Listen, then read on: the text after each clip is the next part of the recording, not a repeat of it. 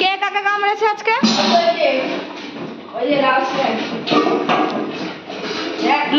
লোকে জিজ্ঞাসা করে তো আটকে রাখো কেন, এই রাখো কেন, একটু দেখিয়ে দাও কেন আটকে রাখো, একটু দেখিয়ে দাও আজকে।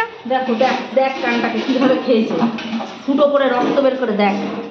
হ্যাঁ ফেলে কামড়িয়েছে। আলাদা আলাদা রাখবে না তো কি করবে এদের অসভ্যগুলো।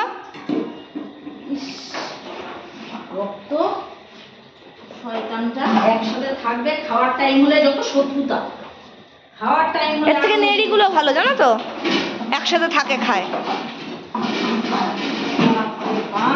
আর এটার গায়ে নেই একটু জোর, এটা অসুস্থ, মানে মুখের মধ্যে ঢুকিয়ে দিয়েছে মুখ, লাস্টে গম গম করে আওয়াজ করছে, যে গম বেরিয়ে গেল। আর ল্যাবের একটা ইয়ে কি, যেখানে ধরবে সেই জায়গা একদম ক্ষত করে ছাড়বে। ওইটাও এত সন্ধ্যা যখন যাকে ধরে না আর ছাড়ে না, পুরো সব কটা দেয়ালে গিয়ে গিয়ে টয়লেট করছে, সব জায়গায় গিয়ে গিয়ে টয়লেট করছে।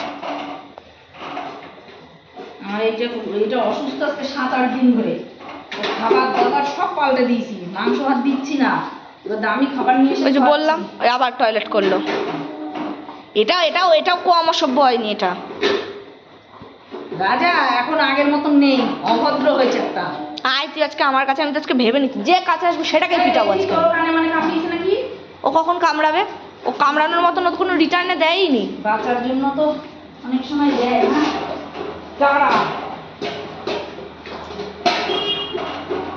না, এর কিছু হয়নি, এই ধরেছে ওকে।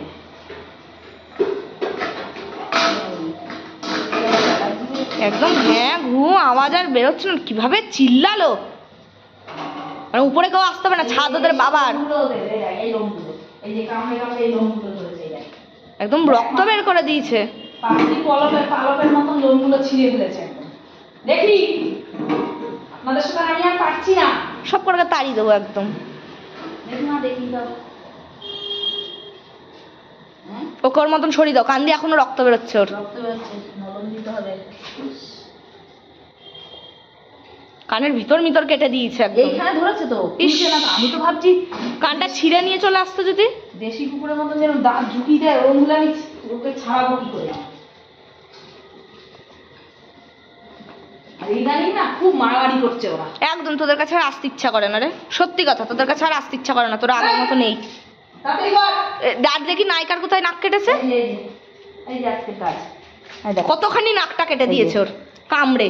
মানে এগুলো মানুষ, এরা মানুষ না বললেই তো, মানুষ হলে তো বোধ থাকতো যে মা এসে দেবে। দেখানোর জন্য ঘুরে বেড়াচ্ছে, ব্যথা ওরও ব্যথা, আজকে দুটো কুকুরের কাটা গেল।